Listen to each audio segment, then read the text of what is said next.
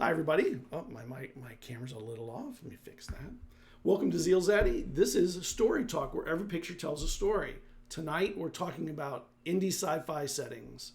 And man, do we have some awesome stuff to talk about here. Before I get into that, let me tell you about ZealZaddy. You can find ZealZaddy everywhere at ZealZaddy, although on TikTok with no content, it's at ZealZaddy RPG, because somebody has ZealZaddy. If I ever find you, I'm going to take you out. I'm only kidding. We're publishers of 5e content, and we're moving to Cypher as of the OGL debacle. So we're working on our first Cypher products at the moment, which I'm hoping we're within a few weeks of releasing the first small piece, our test the waters piece. You can find all that product at ZealZaddy on DriveThruRPG. And during intermission, we highlight Kickstarters, crowdfunders, Indiegogo, backer kit projects that are about to launch or are running now. If you ever want to get yours on, you can email me at scott@zealzaddy.com and I'll get yours up there. You'll see when the intermission runs how to do it. The info is there. We love indie creators. We want to support them in every way we can. So help us out with that. Maybe during intermission, check out some of the links to some of the cool products that are running right now. All right. So science fiction is just a hugely broad term, right? We all know that. In my estimation, there's probably more science fiction in literature than fantasy and horror maybe combined.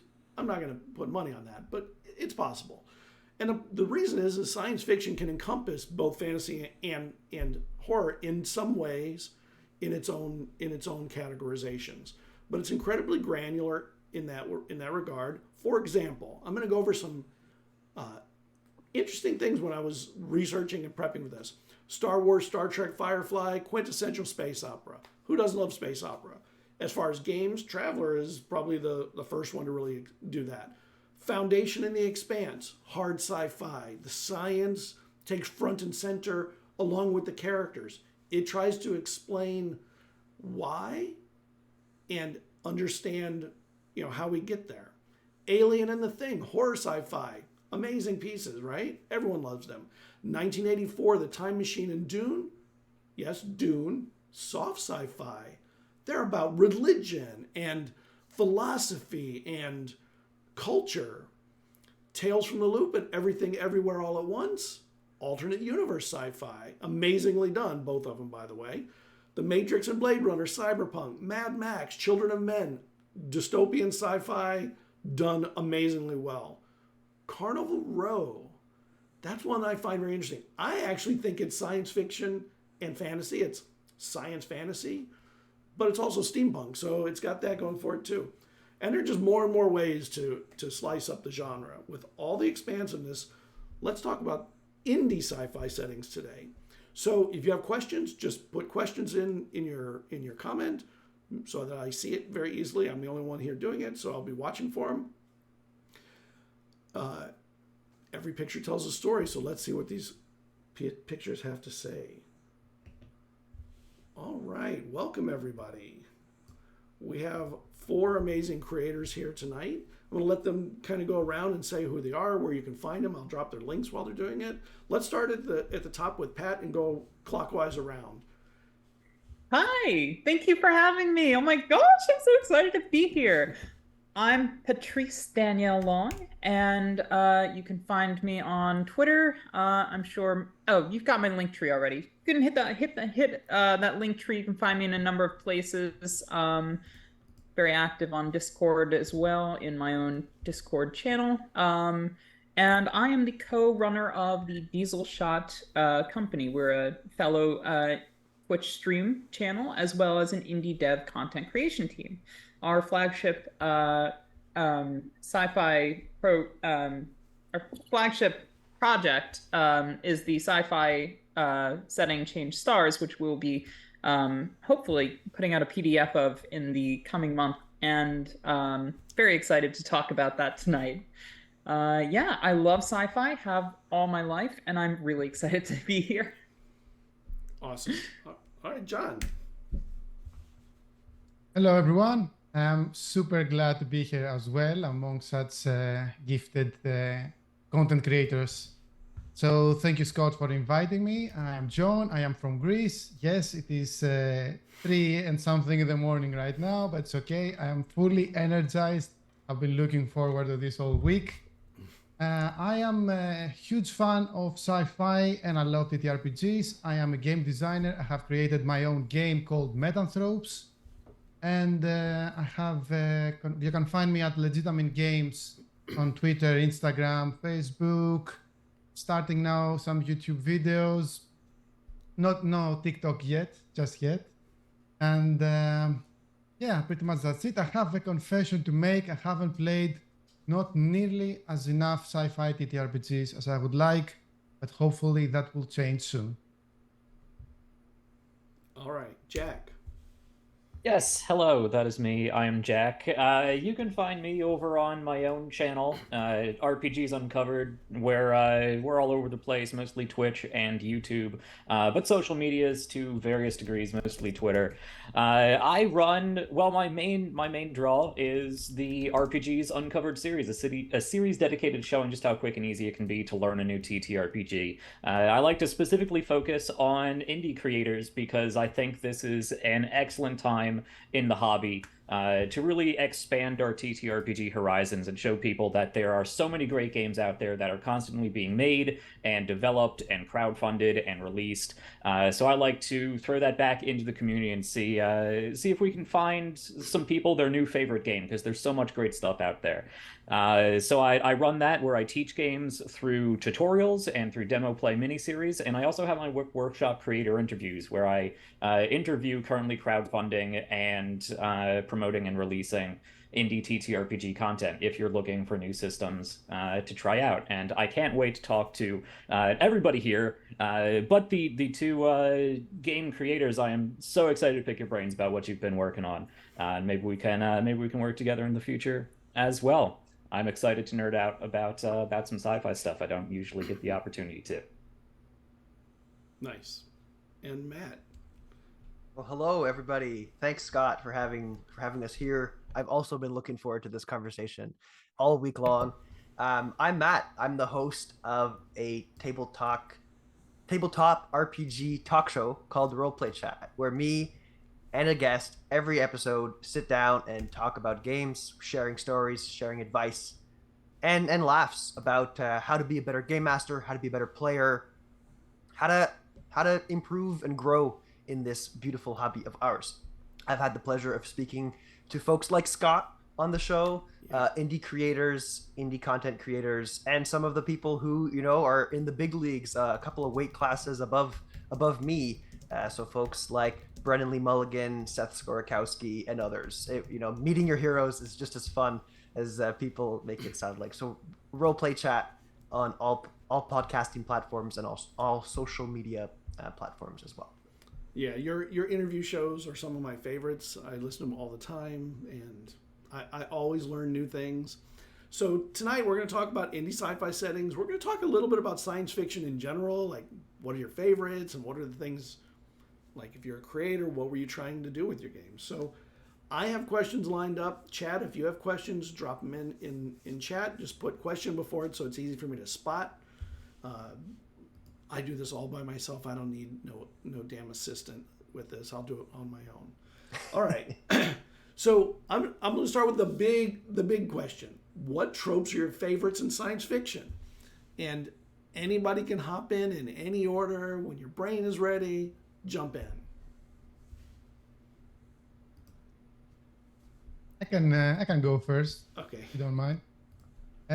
Well, to me, the holy, personally, my personal opinion, the holy trinity of sci-fi is Star Trek: The Next Generation. It's Battlestar Galactica, the new series. The one was like 10 years ago, 15, something like that. And the most recent thing that I fell in love with was The Expanse. I can elaborate for why each, but I think we all fell in love with The three. Expanse. I don't think there's any doubt anybody didn't that if you like science fiction.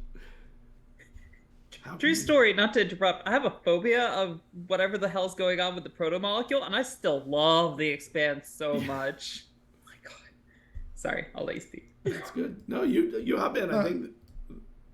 Yeah, anyone have hope in? I broke the ice. Ding, ding, Yeah, ding, yeah. ding, I mean, ding. I'll take it in a different direction. Maybe I'm a big anime nerd. I love watching anime, reading manga, and I find like there's this niche of science fiction, you know, in Japanese animation, the mecha battles, the like weird alien creatures like Gantz style battle royale stuff. So for me, those are the kind of tropes that I really, really, really they speak to like my childhood, and I tried to bring them in.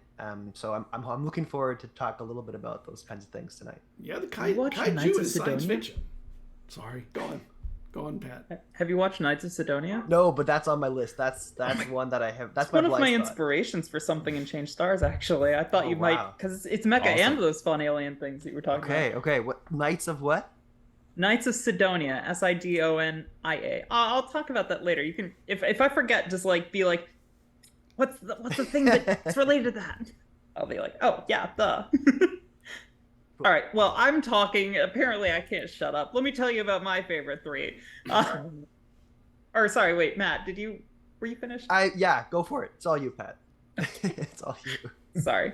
Yeah. So, Alien, The Expanse, and Aliens, because it's very difficult. No, just kidding. I can't do that.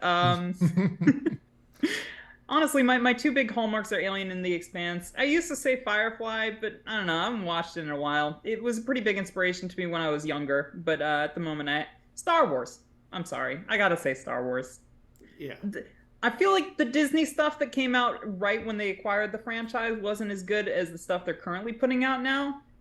With the writer's strike, I'm a little bit worried about what they're going to do with that. But honestly, I think they're really, really bringing it home with these TV shows lately. And I think that's just Star Wars incredibly admirable. Star Wars to me did one of the most amazing things with Andor when they actually decided to be grown up about it and bring in intrigue and the politics behind it and really made it feel dirty and grungy, like, and not like a dusty planet, like dirty, grungy story and plot.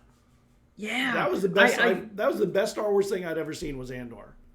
I completely agree. I think Star Wars has always really spoken to American culture of the time. I probably could write a fucking essay about this. But I think, it has hit or miss. The beginning of Star Wars was really good, critique of what was going on in the Vietnam era. And then, they had some kind of hit or miss stuff, but they did predict a couple things in the prequels that I think are meritorious. And now with Andor, I really think that's speaking to the zeitgeist of the modern era. So yeah. I think they're really doing well. So Alien, Expanse, Star Wars. Alien does touch on a really cool trope, actually, Pat, that I think sci-fi does so well, and it's like sci-fi horror is you cannot achieve a higher degree of isolation than being alone on a space station in the middle of space. Like you can't escape the bad that's there, and there's no other medium that is better suited for that kind of that fear of the thing lurking in the vents or whatever. And the fear of the unknown. You can't get all that much more unknown than something alien, something that is completely new to you, to the universe, new to your perspective. It's not a ghost that you might have an experience with. It's not some guy in hockey mask with the chainsaw. It's a creature nobody's ever seen before. Nobody has any idea what they're doing, and it could be hiding anywhere. Alien did you're trapped so in space. good at that. It's Absolutely. so good. Mm-hmm. And what are your favorites? Yeah, since I jumped in here, I'm going to throw out my all-time favorite sci-fi show. My all-time favorite, probably anything, is Farscape. I adore Farscape.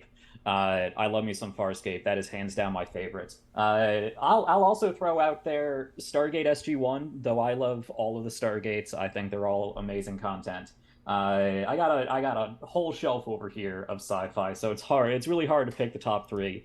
So I'll say those two, and I'm actually going to throw The Matrix in because I think, I mean, between the movies and the extended universe around it, they've created a very cerebral, very interesting way to look at humanity. And that is my favorite part of science fiction because even though it is in space, it's in the future, it's in the past, it's cyberpunk dystopia, whatever it may be, it's usually at its core about telling very human stories and trying to relate what human is and what humanity is and what your own perspective is when you're faced with something so alien, whether that be another human culture that diverge, or whether it be an alien culture like in Star Trek or Star Wars, or whether it's just being stuck out in the unknown, like one of my favorite Firefly episodes where they run out of gas and you are just stuck out in nowhere. And at its core, sci-fi is about human stories being the most human when you are away from everything else that is human. Yeah. Nice. Good list. I'm a little surprised that Blade Runner 2049 didn't make anybody's top three. I thought that would hit somebody. I mean, it's just so iconic. It's assumed. Yeah, I really love the aesthetics of both films. I have a controversial take. I think the second one's really good / maybe even better. I don't know. Not I at all might have a little controversial. bit of a crush for Gosling though. So It totally is better. The first one was one Also, of my favorite I totally- sci-fi movies of all time. And then that one came out and I was like, they upped it. Well, it's about age, and it's because that is the original Blade Runner is a lot older than I think any of us want to care to admit. So it's very interesting seeing all the remakes that are coming out, whether it be new series or shows that movies that are being remade, because it really shines a light. It looks through our modern day culture through a very different lens from what you saw in those previous iterations, and it shows the growth, or at least change, that we've had as a society, as a people, of what we enjoy seeing in our entertainment, the stories we like. All right, so now that we know where You everyone know sits. Oh, that- go on. There is a fun trivia about Blade Runner. The original title of the book, written by Philip K. Dick, is the Do Androids Dream of Electric Sheep? Blade Runner is actually a title of another book that Philip K. Dick has written, and the studio production, when they were creating the first movie, saw the title To the Android's Dream of Electric Sheep, and they said, nah, it's too long, it's not gonna fit the poster. So they picked another book titles from the same author, and that's why we know the movie today as Blade Runner. That's like Star Trek. Imagine if Star Trek actually aired as its original Wagon Wheel to the Stars. Oh my Wagon God. Trail Really? to the Stars. Wow. That was- That is a real original name. Yep, that's what it was Wow. pitched as. Yep. Oh, it wow. was meant I mean, to it be is a a Western. space Western explorer. Yeah. Yeah, totally. It makes sense that they would think that. Yep. I'm a little surprised. No, I'm not, because it was not a movie like Doctor Who. A lot of people just love Doctor Who. Although I grew up on that. I'm not sure who thinks Doctor Who is the best science fiction. It's just campy fun. How can you not like it? All right. Let me go to the next question because I have many. I don't want to linger on our favorite movies forever. We could talk all night. So easily We could do. talk, yeah, I was gonna say we could talk all night. I'll shut up. So this is whether you're running a game or you're creating a game. Answer it from the perspective of which one you're doing. So, what questions do you love to bring to the fore in your setting or your run games? Like, what do you want? What are your favorite questions to bring to your players as a runner or as a game creator? Because the questions are more interesting often than the answers anyway. What is humanity? Is a huge. That's what science fiction does so much better than many other genres. I don't want to say any. I don't know for certain. Like, what is humanity? What does it mean to be to live as a robot? Like, there's questions that are just deep. I think, yeah. I mean, I'll kick us off, and folks can feel free to chime in as needed. But I think one thing when I run a game in a sci-fi setting, there's something that I really can appreciate is the scale, the sense of scale that I'm allowed to play with. Especially when we're talking about starships traveling at massive distances, empires that reign over these large galaxies of planets and moons and things. So playing with that sense of scale, playing with this sense of, yeah, maybe there's stability in this entity that controls the galaxy, but you're not part of that stability. You're far away in some forgotten little land where the pirates rule, and the outlaws of this society might be an outlaw planet, if you will. So playing with that is really fun, and kind of posing those questions to my players to say, are you going to lean into the fact that the authorities can't get to you, or are you going to still be an agent for good despite the distance from whatever central agency is out there kind of trying to do good or do bad, or etc., etc. Nice. True. What other questions you like to exploit or if I may enter? Yeah. Couple of interesting questions would be, I think we discussed it before, the scope, the scale of sci-fi as a term itself, and how we can differentiate depending on how you approach it.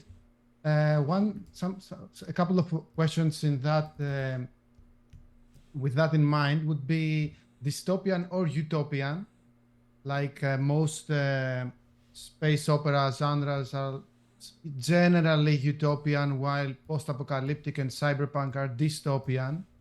So sci-fi can be wondrous exploration, and in an era like Gene Roddenberry from Star Trek, vision it that you can replicate food and there's no poverty, no hunger. Or it can be run by mega corporations that there are distinct classes of people. Some live in total exile, and others in total, have everything they ever imagined. And another interesting question would be like planetary or in space. So are we gonna play inside the spaceship and have adventures such as life support is running low, there is asteroid debris coming, what we're gonna do? Or is it gonna be exploring new planets, exoplanets, or both, of course? One thing that you brought up that I think is very interesting, I find it exciting when the question is, are we living in a utopian or dystopian world? Like Black Mirror, I think it asked that question great. It feels very utopian at the beginning, and boy, is it totally twisted by the end. And I think a good DM or GM, I hate to use DM, a good GM can really keep you questioning for quite a while. I mean, just like a movie director, you want to hold back as much as you can until you have to release it. So let them feel like they're in a utopian until it's no longer able to be kept. And then and like we just said about the scope of sci-fi, depending on the setting, because some settings are more zoomed in than others, but depending on the scope of sci-fi, it could be both. Really, you could have utopian elements here and very dystopian elements here, and then it is a conversation about how those two juxtapose, within the crew or whatever the lens you are looking through is. Touching on that, I think that's one of the things that I really love about The Expanse, for instance, and other kind of realistic sci-fi. I like to think Change Stars kind of attempts this, but where it straddles the line between utopian and dystopian, where there's elements that obviously you would think, oh, that's dystopian, and there's utopian elements, and then ultimately you have to kind of parse it in a more realistic lens, like, what are we actually looking at here? Or is this really good or really bad, or is it kind of just real? Is it kind of just what the author thinks that the future might actually look like? And if that, then what are we supposed to analyze? What is the question being posed? And that's a great point you get to in sci-fi, those shades of gray, because in sci-fi there's very little, black or white. I mean, the original Star Wars, you could see, the White Knights of the Jedi and the Dark Knights of the Sith. But as that show has progressed, as the movies have gone on, as the expanding universe has happened, you see that sort of Mace Windu-esque. You see the scales beginning to tip. Are the Jedi good? Are the Jedi bad? All of these questions that really leads to shades of gray and a lot of different perspectives where you can sit a bunch of people in the room and they're all going to have a different answer. Yeah, completely agreed. I think one of my favorite things about sci-fi, personally, in terms of what questions one can ask, is that sci-fi enables one to create vignettes and create opportunities to examine a lot of like important tropes and cultural zeitgeists and so and such, and kind of to safely remove it from the present atmosphere and place it into a bubble of your own creation for the purposes of deconstructing and reconstructing elements and really thinking about whatever quandary it is that's motivated you to create a sci-fi setting or adventure or whatever. Yeah, we got a couple of questions. One thing that useful that way. Go on, Oh, man. sorry, Scott. One thing that John mentioned too in his explanation was how, and we talked about it earlier, was how sci-fi covers so much ground, right? It covers so much ground, and when you look at the space of sci-fi, when it's really just our world with a little bit of like extra salt and pepper put on top, that's really fun because it allows you to exaggerate something, to ask the players a question of like, if you're playing a human being on Earth right now, but you're faced with this abomination, or you're faced with this life-threatening disaster, or this incredible technology, let's crank up your emotion and your reaction to that potentially very real human thing to 11, and let's see how you're going to react. And in a safe space with people that you trust and you can explore those feelings with, it can be a very fun place. It can be an interesting place to explore themes and questions that you might have for yourself about death, or about these, separation or horror or whatever topics that might be very relevant to society or to you as a person, kind of live. And it's fun. It's cool.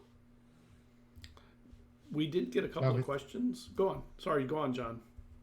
No, I just said, I love what just Matt said, how you take our society, like the modern world that we're used to, and you drop a little bit of something new, new technology or whatever, and you see how your players will role play, but not in a distant, far future or in a galaxy far, far away, but in our world, something that is tinkered elsewhere, somehow different, in an alternate history, as we discussed earlier, or something, or let's say like this series. I've barely seen it, but I know the premise, like V, that says it's our world, but there's a UFO that suddenly appear out of a major city. How, and it does no contact at all. That's at least a premise that I know of. So how would everything change, like everyday life, how people would react? Are your players like scientists? What are they going to do about it? And yeah, or politicians, these are very interesting characters to play during such times. You get to ask questions and get answers that you wouldn't necessarily be able to pose in other genres or other settings. So we got a couple questions in chat. I want to get to them.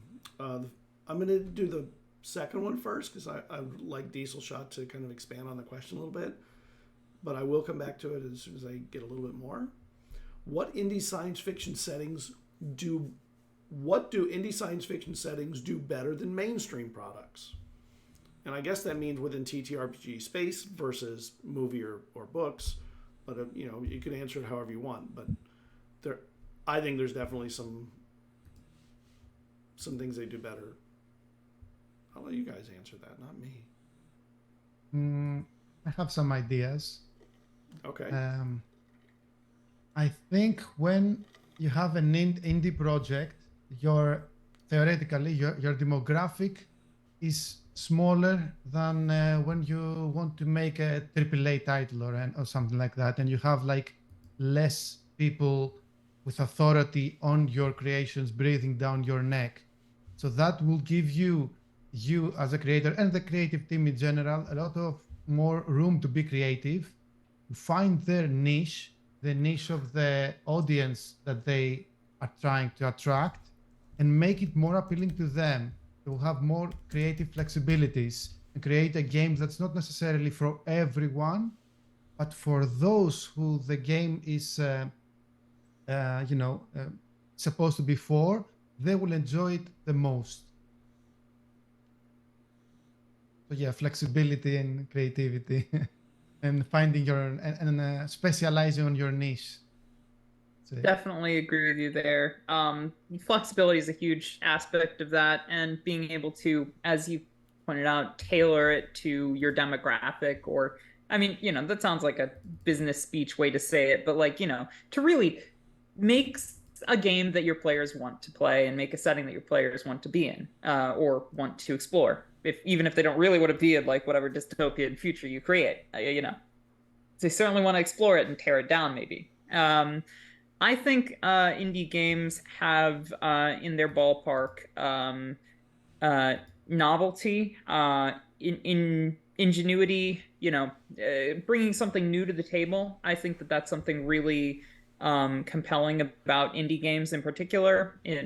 Not just indie sci-fi games, but just indie settings, indie games all around. Bringing something new to the table. Most games, in my experience, are, brought about by people who want to engage with certain tropes or certain things that they've experienced. But not everybody wants to play in, the same franchise that they watched a movie of just last night. And, as much as I love Alien, I don't want to play in the Alien universe every time I go to the table. I want something a little, fresh and new. And I want to see new perspectives on the future, because Alien, gorgeous perspective on the future, a little depressing, but lovely concepts. But, it's not what I want to have on my table every single night. I love that freshness. And with sci-fi, I think in particular, maybe there's a lot of novelty, a lot of freshness. There's so many ideas that can be explored with sci-fi, and not to disparage fantasy, of course. There's plenty of ideas that can be explored there too, but sci-fi, in my opinion, tends to draw upon the author's creative impetus, and really can bring some interesting concepts to bear that I think are very worth exploring. Agreed. Well, going off of that, I would say with indie TTRPGs in general, and I suppose to a certain extent, sci-fi indie TTRPGs can really hone in on this and run with it. You can be more bold with what you are focusing on and the different ways on how to express characters and how those characters express themselves throughout the story.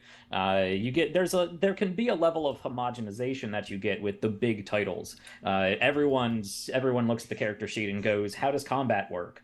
Or, what are the stats that I am so used to? Where's my 6 stats that I'm used to? Where indie TTRPGs can make stats that are so far different from what you're used to playing as, and that really changes how you look at your character, how you define yourself, and how you express yourself in a world that can be honed in on, zoomed in on in a very specific way, and then turned up to 11, as we've said before, to get really specific, very human stories in a lens that you just don't see anywhere else. Or is that, at least it's much more difficult to see anywhere else. I love it how you said the stats can influence the roleplay and the game itself. I truly believe that as well. And but I haven't really thought of it up until you said it like this way. But the stats, if you'd like go beyond strength, dexterity, and stuff like that, and you go a little bit deeper. And I myself I have tried to go, it's actually this pushes the players to follow different kind of role play and mindset. So this is actually something I focus a lot on my channel, so I won't harp on it. But the stats that are part of the character sheet is a big lens on how you view your character, and the actual action resolution, whether that be dice or playing cards or tarot cards or jacks and marbles, or you can really do some crazy action resolution mechanics with indie games that you just don't see anywhere else. And that too is a way of looking at a world and expressing yourself in a very different way, because there's such a different statistical way of looking at how you approach things. Yeah, I might take the conversation slightly in a different direction. I agree with everything that was just said, especially about how stats and a character sheet can really not dictate, but it can influence the way a player perceives their character in the game. But one other thing that I think that indie tabletop RPGs can do really, really well is that they can be, I think, far more accessible to people when it's about something that person really cares about, right? Like if I'm looking at an expensive big hardcover PDF or hardcover book that costs like $75, that's harder on my wallet, first of all, but also it's not catered to me. But if I'm looking at just recently I was playing a game of Fiasco with some buddies of mine, and we really love playing Fiasco. It's a cool system, but there was an indie I forget what they're called in Fiasco, but like the character types and like the scenarios for the Fiasco game was based off of Cowboy Bebop. It was called Bounty Hunter Blues, and it was a bunch of like character stuff, and it was a pay what you want, created by like one or two people on DriveThruRPG. You know, you throw in $5 for this thing to have a fun night with your friends. And like I was over the moon that I got to play characters based off of this anime that I loved watching. And there's no way that a big publishing house is going to do that. Like it's so specific, it's so niche. Only an indie creator is going to make something that speaks to me at that level.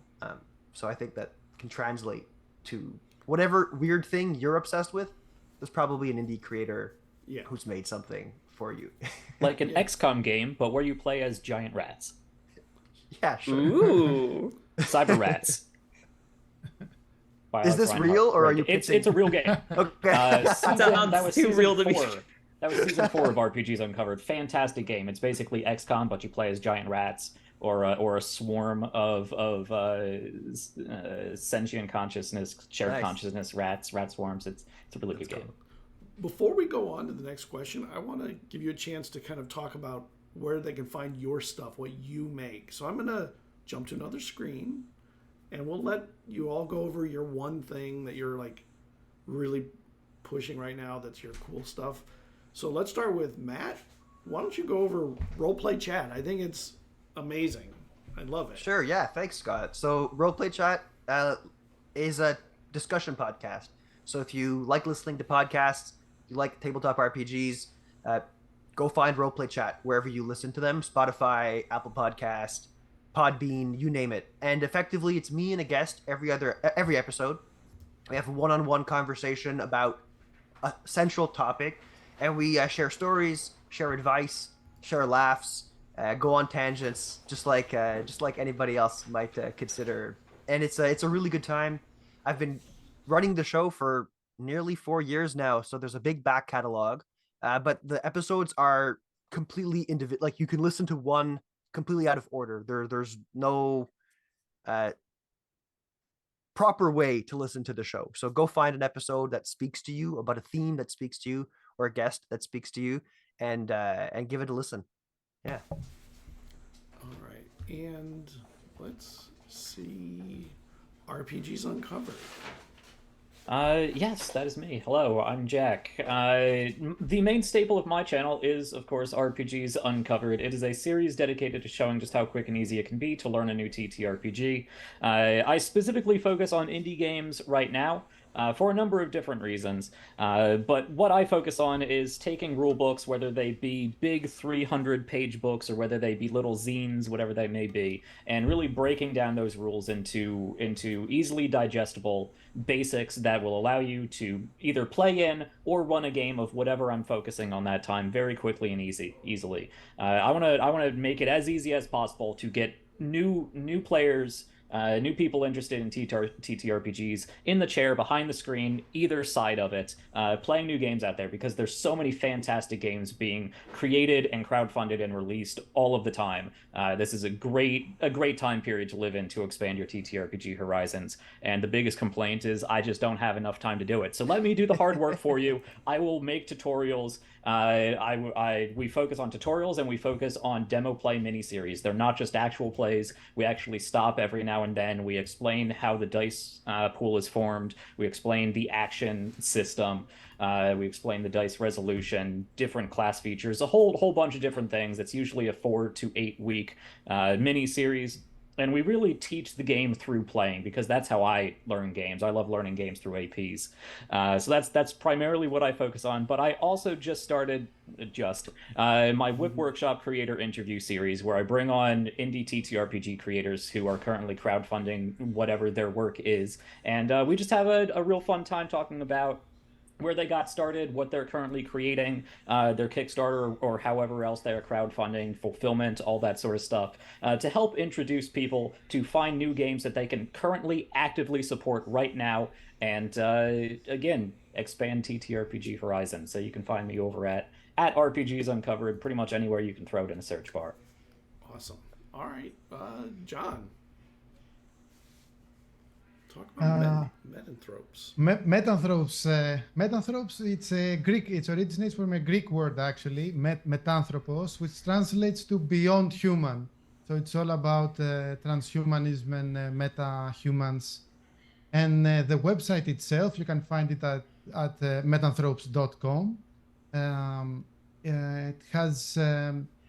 well, first, you can find all the content of the game. It is there, from the basics, what's an RPG, to the rules, to the hundreds and hundreds of meta powers, the special abilities the metanthropes have, can be found there. But my vision is to be a lot more. Currently, we are at open beta, what I call. It's only up until recently, which I have been open and discussing and showing it with people and introducing new players to it. And it has, you can find, it's a place where you can find other players. You can create your own play groups and with your own events, calendars over there. And in some point in the future, I'm going to have a store there that you can actually purchase content and unlock it. But you can also unlock it by being active in the community. So by posting stuff, by reacting to stuff, you gain, there is a little gamification on the side. You collect your own badges and achievements, and you unlock points, and you can do it following this path. But yeah, as for the site itself, that's what it is. The game itself, to summarize it, it's a game about ordinary individuals gifted with extraordinary abilities, finding their place in a multiverse of entwining timelines and mind-bending dimensions. Metanthropes are beings of limitless potential in a setting of endless possibilities. Awesome. All right, and Pat.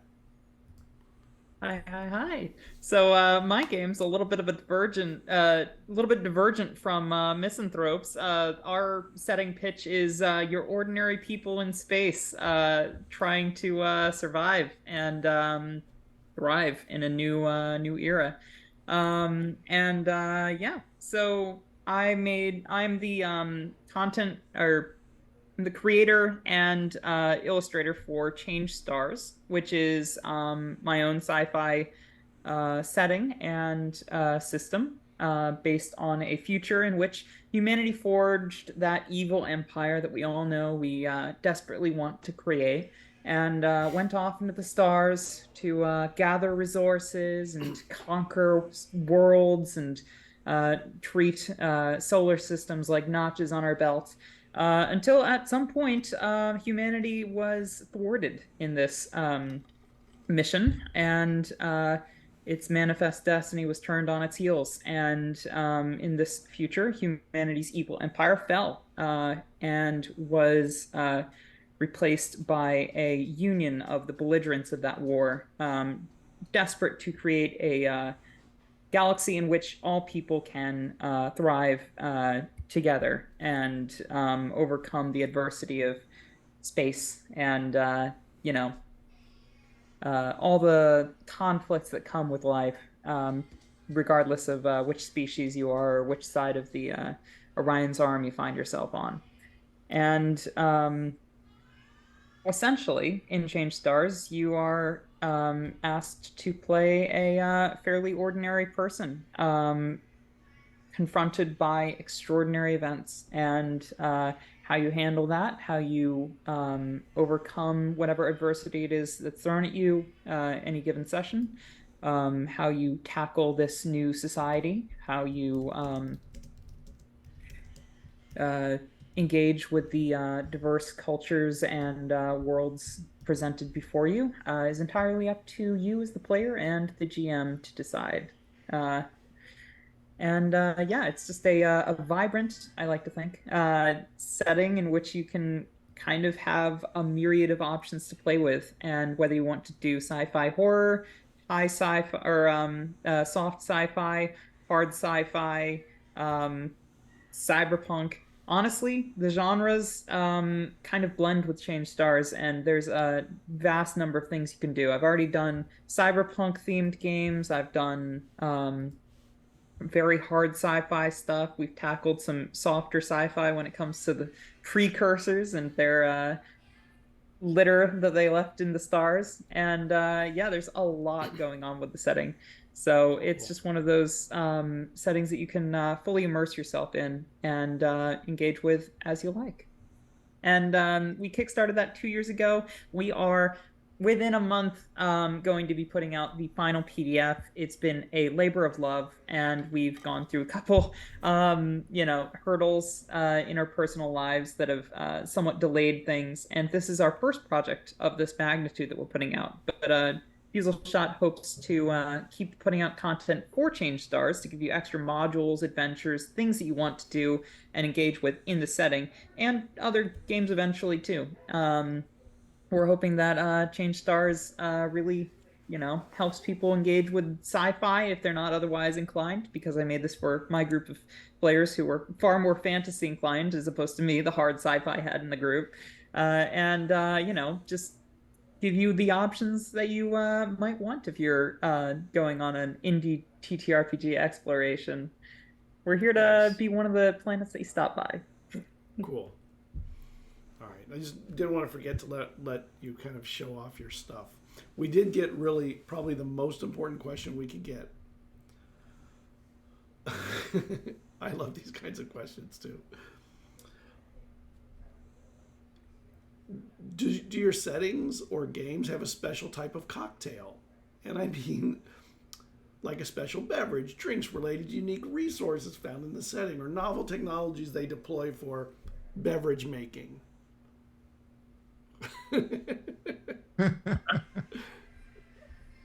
It had to be asked, of course. Absolutely. I don't mind going first because I know ZealZaddy set me up for this one. Change Stars does have a signature drink. I'm a bit of a drink enthusiast, and my colleague Lee, who's in the chat asking this silly question, is as well. And very early on, we determined that the drink de choix in the far-fledged future of Change Stars is the Wyrnclaw, which actually employs the conlang that I came up with for the Thren, who are one of the factions in the setting. And these Thren are enthusiastic, kind of diplomatic types in general. Obviously, can't pin too many adjectives to a given species, but in general, They like to live their lives to the fullest, and they do have a signature beverage. Muir and Cloves, we actually include a recipe in the book, kind of, including a lot of alien ingredients which have human accessible substitutes if you live on Earth, which, you know, obviously, lamentably, many of us are forced to do. And it's kind of like a mojito plus with extra berries and stuff. It's very delicious. Did you create it yourself? Perhaps. Okay. Is the Perhaps recipe I saw like pineapple in the and a strawberry, and I was like, that could go in a mojito. Yeah. Is the recipe available in the Change Stars, like in the rule book? Yes. Yes? In Awesome. its original Thren form. So you're going to be seeing some ingredients that you don't have typically accessible to you unless you go to your local Thren grocer. But there are some substitutes that the savvy employ. Okay, my piece is done. Please set me up for that. If the question goes to my game as well, I won't be as prepared as Pat was. But I will say that one thing that we have in similar with Chain Stars and Metanthropes is that both games, if I understand correctly, can be played both as cyberpunk or future or far-fetched future, or actually the setting is up to the group that's playing the table, you know, how they want to perceive the game. As for the beverage question, well, my game has 100 meta powers with various levels, so we have like 500 different things that you can do. Amongst those things is one thing called craft toxin, which you can create literally your own poison. So I guess you can create, and also another meta power is meta ingenuity, which helps you craft anything. So combining those things, maybe you add a bit of hydrokinesis and a bit of meta empathy, and you can create a very powerful cocktail that then anyone who drinks it will fall in love with you or something. Maybe meta charisma too. Maybe mind control. You can actually craft a love potion if you want. So you have to be very careful if you ask somebody what's your poison. You know, you may actually get poisoned. Any poison. I can't say I have anything as creative as these two either, but one thing that struck with me, and this is inspired by the real world. When I went to Japan a while ago, I went to a baseball game, and in the stadium there were staff. You know how like you go to a football game in North America, there's people like with cans of beer, right, selling you beer. Well, in this baseball stadium in Japan, the beer was in a mini keg on the back of the person walking around, and they had a hose to fill your beer. And I thought that was the coolest thing, like a traveling bar, right? So I took that idea and kind of superimposed it, and I superimposed it like not only into my sci-fi settings, it's like in literally every game I ever run. If it comes up, I have the traveling bar. Instead of the tinker or the traveling salesman, it's a person who's carrying a keg, whether it's a barrel or actual compressed air, depending on the setting. And they walk around, and people can fill up their drinks that way. So that's my alcohol inspired piece. Jack, do you have anything to top any of those? Well, I will say I focus primarily, at least at this point, on miniseries, games that I can tell I had to tell a compelling story in and teach the game in 4 to maybe 8 at most, like 3 hour or so sessions. So I don't often have the time for, just hanging out in taverns. I usually start the players, assuming they know each other. We don't have time to just start in the tavern, as it may be, to look at things like that. But this question does remind me of a particular Cyberpunk Red game I was running, and it's still a project that I plan on picking up again. A number of one-shots that I continue to try to string together. And what I like about the Cyberpunk, the stories of Cyberpunk, and you will remember this if you've played 2077. And I think it's a trope that they continually bring back throughout the installments of Cyberpunk. That if you do something super heroic and you die in the process, you get a drink named after you. They build you a drink at the cyberpunk bar. I forget the name of it. Afterlife. Afterlife, yeah. Yeah. If you are a badass cyberpunk, you go and you die in a blaze of glory. Afterlife is going to make a drink about you for you, continue your honor, fighting against the cyberpunk dystopia. And one of my characters did that in one of those games. It was a charity drive one shot I did a while back. It's still on my YouTube channel. So I created a drink called the Casey Fireball. Designed after one of the characters, Casey, who literally killed the final bad guy boss of this one-shot encounter. I think he grabbed one of them was it was a rock band that used pyrotechnics, and he grabbed one of these big barrels of explosives and basically blew himself up because they were being overwhelmed. He stayed back, everybody else was escaping. He walked up to this heavily cybered out individual and threw his own pyrotechnics back in his face, dying in the process. So I created the Casey Fireball. I can't find the recipe anywhere, but I know it had coffee liqueur and cayenne pepper. But that's as much as I can tell you at this point. All right, and just a bunch of Fireball whiskey, right? Yeah. Yep. Cinnamon was in there, I'm sure. Yeah. Let me get this. I love the setting on Night City, that it doesn't matter how you live, what matters how you die. Yes. It's really hardcore. Let me get this last question before we go to intermission, take a break. So superheroes have been all the rage in pop media these days, which we all know. And especially with Guardians of the Galaxy 3 just out, it can overlap with sci-fi. What's your take on that kind of genre mixing? I think John should start because I think it's kind of what his game does. Yeah, of course, Metanthropes is partially inspired by the superhero genre, but I do not consider it a superhero game. Superpower game, yes, but superhero, not so much. First of all, the word super does not apply when you have the word meta as much, because meta takes your mind to another level, makes you think outside the box. Super is just a lot of more, and on the other hand, heroes, at least how I envision the game to be played, but you can play it however you want. If you want to save crime in the local neighborhood, that's fine by me. I won't tell you how you play your game. But when it comes to heroes, I imagine if any of us really were given metaphysical gifts, I don't think the first thing that we would do would save the world. We will try to save our families, but maybe save something that maybe happened down the road in front of us. But most of us would be like explorers, maybe go on a different route.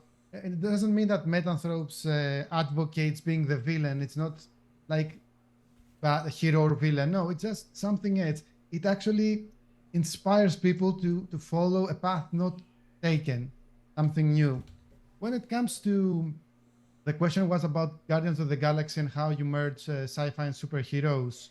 When I think, as Matt said, earlier we talked about how one element different from our world today can totally change a narrative and how your players would react to this world. I think if one of my favorite ways to introduce Metanthropes to people is we start in today's world, and suddenly, out of a sudden, for whatever reason, people start to, and they are undergoing their metamorphoses, and they gain meta powers. What is going to happen? How culture and politics and countries is going to, and governments is going to react to it? What are these people going to do? And when it comes, so it doesn't have to be like Guardians of the Galaxy per se, which is far, it's like high sci-fi, if I can call it, because there are so many alien races that you cannot actually name, so many spaceships, so many planets to explore. You can merge superhero and sci-fi by dropping a little bits of elements of the unknown, of the meta or the super, how you call it, in an otherwise ordinary world environment and world building. But of course, you can go to with my game, you can go to the far future where actually everybody's a Metanthrope. Everybody possesses something that's not ordinary, and build the utopian societies, how like organic technology together. It's like how Asgard is, where magic is indistinguishable from technology. You can go to such lengths as well. Yeah, I think you make a really good point there, John, about how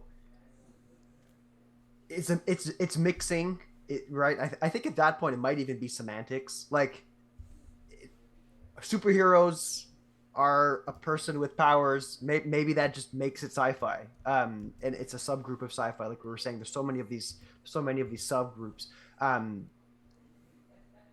I feel like maybe the like you were saying also, John, the person going to fight evil, the superhero, that might be a little bit overplayed. Like to me, that's not as interesting to me anymore. I much prefer this idea of somebody getting powers and then just using it to go help them get their groceries done faster or whatever. Like, you know what I mean? Like, I think that would be a really fun one shot to like just be a bunch of like hockey dads and soccer moms with superpowers and see how that plays out. But I mean, I'm not here to say what people should do and what they should enjoy. So absolutely, I think it's more fun for me personally when the genre mixing is in an unexpected environment or put with an unexpected conflict that isn't something that we see often, and you kind of see how those two things match up. Yeah. Jack, I would love to play that one shot with soccer moms doing very basic stuff. Yeah. So I'll say I don't have a lot of experience with the superhero genre. It's one of the genres I never really stuck with. I like Batman every now and then. I saw some of the movies, but I never really stuck with superheroes, and I really couldn't tell you why. In fact, one of my only modern superhero moments was I recently played in a one-shot of mutants and masterminds, and I was so over my head, but I had so much fun doing it because I could just be so bombastic, and that I think is what superheroes is about. You just get to be bombastic. But as far as genre mixing, that I think is one of the great strengths of sci-fi, is that you can slap sci-fi onto pretty much anything. And I do. Pretty much every game I've ever run, I look through the lens of a sci-fi writer, of a sci-fi director. I ran a 4-year D&D game campaign that on its surface looked like your standard ye olde fantasy land with standard races and classes and adventures. But every now and then, my players would come across something and they go, "Wait, that's not Yieldy Fantasyland. That's a Soviet era Russian nuclear sub. What's that doing here? Or that's clearly a crashed spaceship. How does magic work? Well, they don't know. It's because they're all suffused with nanobots. I look at my game through a lens of sci-fi as much as I can because it's what I know best, and it allows me to focus in on those very human stories that I was talking about earlier. I love that. I don't feel like the trope, this world was once high tech and now it's fantasy, gets explored often enough. I know it is explored quite often, but I think there's so much potential there. That's such a fun concept. Completely agree with you. And it comes back to what John was saying. At a certain point, technology at a high enough level of technology is indistinguishable from magic. So it's really fun being a GM and saying, I know exactly how this works, but your characters just think it's wiggly fingers. Yeah, I've played in games like that too, and there was one that I played in, it was a Rifts campaign, and I thought we were playing a fantasy game. I had no idea for more than a year, and then we eventually found a map, and the names of the towns were actually coordinates. And that's where we're like, what the hell are we playing? What just happened? Like, it was A12 and B15, where the it was very obviously suddenly science fiction. And we found, first off, the person who ran it was really good at explaining science fiction things in ways that felt like it was magic or fantasy. Even just like there were beanstalks that had collapsed around the world. So they, these things are reached into space, and when they collapsed, they left the equivalent of mountains with smooth sides. We couldn't figure out why they had all these smooth sides, but they were just crumbled mountains everywhere. And when we finally got that map, it was an eye-opening moment for everyone. I love those kinds of things that happen. I think they're amazing. There is a couple of shows I think that have done really good with what John was talking about. I think Heroes, which I think was in the 2000s, was a great mix of meta-humans who were not trying to be heroic in any way. And The Boys on Prime, they're... Oh, I love The Boys. I mean, they're not have, heroes. I have a very cool story similar to the one that you just said, Scott. At some point, one of our GMs, generally I am the GM of my group, but I was playing as a player, and he said, "You're going to play like Warhammer Fantasy, so you're gonna play humans only, and it's gonna be like two barbarian tribes fighting. So you're gonna play children born in those barbarians tribes fighting." And during a couple of episodes, it was like very basic stuff, like get me some goods. The shaman of the village said to us, we were playing the little children of the barbarian tribe, and it all climacted after a couple of sessions or more, I can't remember, to a big battle, like a battlefield, the barbarians hurling spears on one another and stuff like that. And suddenly, he says, you hear a massive sound, you look up to the sky, so there are some blue metallic things falling to the battlefield all around you. And then hatch doors opened, and what he described was basically Space Marines.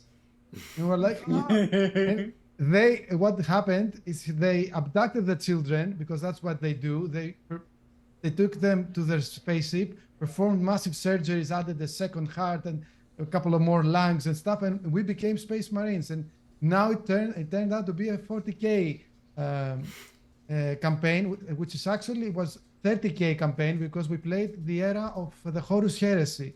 And at the time, I didn't know almost anything about the actual history of 40K of Warhammer. And I learned everything about the Horus Heresy and Chaos and all stuff like that through playing basically a barbarian child who somehow ended up being there, was like, wow. Because we didn't know actually that we were going to play Warhammer 40K. We thought we were going to play Fantasy. Cool. That's so cool. I love that. So if we're moving on to a topic of sci-fi games that are more than what they initially seem, if I can, I would bring up a game that I featured on my channel, Lost Eons by David Blandy. It is a post-apocalyptic sort of pastoral game, but it's almost like you took a Fallout style setting where there was a modern day, post-modern day, not quite high sci-fi, but you have things like laser rifles and hovercrafts and stuff like that. And then the world ended. And that's where Fallout comes in. But Lost Eons cranks that forward another 1,000 years or so and introduces nature running rampant and a magic system which uses playing cards, which I love. It's a very, very robust, very interesting system.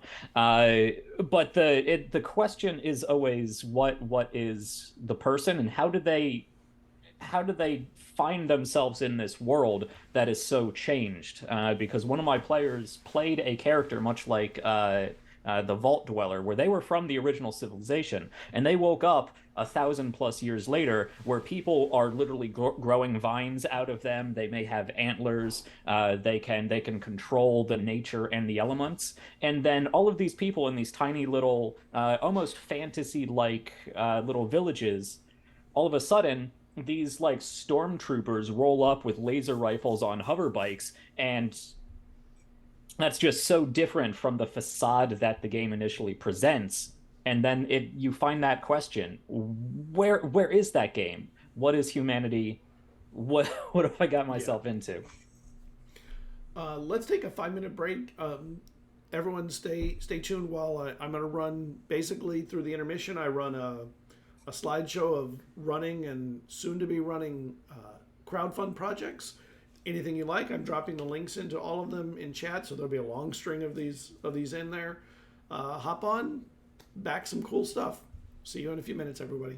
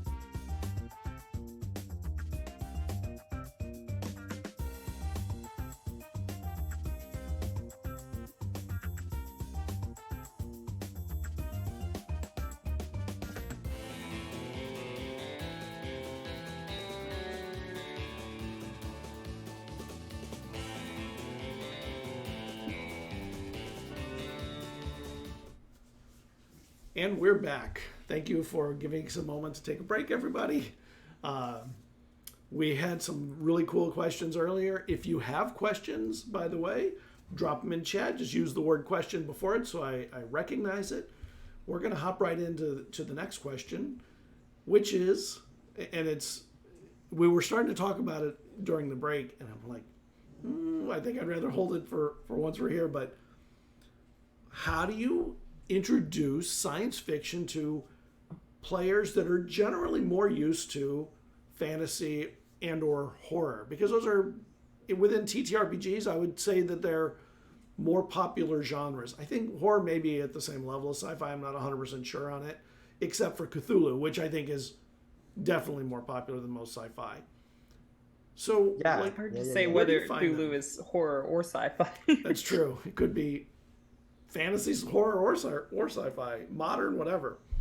So how do you move Yeah. people to them? How do you introduce your games if you're a creator? How do you make it appeal to the masses of TTRPG players out there? And Scott, maybe I'll take this opportunity to say the same thing I just mentioned in our intermission, is that couldn't be more true, even with very experienced role players. My gaming group at home, we meet nearly on a weekly or bi-weekly basis, and we've been playing these things forever. And whenever I bring up a new tabletop role-playing game for them to consider, if it's sci-fi, oftentimes the answer is lukewarm. So I'd be curious to know how others' experiences are, and what kind of things they've done to get over those hurdles, because it's interesting to me that there is that, we've been singing the praises of sci-fi because of its ability to cover so many interesting topics and so many interesting things, and there's so much media about it. Why is it that it's hard to get people in? So I don't have an answer to the question. I'm just going to add to the question, and I want to see what other people have to say. I'll jump right in if that's all right. I have a slight answer to the last question you posed. Why is it that it is so hard for audiences potentially to get interested in sci-fi when it is such a ubiquitous genre in media? And I think the answer to that is exactly the same as why I love sci-fi so much. Every single one seems to be so diverse, so interesting. Each sci-fi that you look at tackles a different question, and that's exactly why it is so hard to get somebody potentially interested, I think, because with fantasy there is a very common ground. It's exactly as I was saying during the intermission. If you're thrown into a fantasy and you decide, well, I don't know anything about the fantasy setting, I'm just going to make a person who swings a sword really well, you're instantly engaged with the setting. You're instantly somebody who makes perfect sense in the setting. And with sci-fi, there's a lot more questions posed at the character creation point, at the point of engaging with the setting, that can cause people, I think, to pause and consider whether this is a setting that they actually want to put in the groundwork for, or put in the legwork for. And it's just, there is a great diversity as to what sci-fi even means, whereas fantasy has a lot of calling cards that are easily accessible and you can just drop right into. Sci-fi is completely different. If you're playing Blade Runner, if you're playing Alien RPG, those two actually are pretty similar, but if you're playing one of those two, or if you're playing Star Wars, all of a sudden the Force is something that you can play with. You could potentially create a superhero in the setting.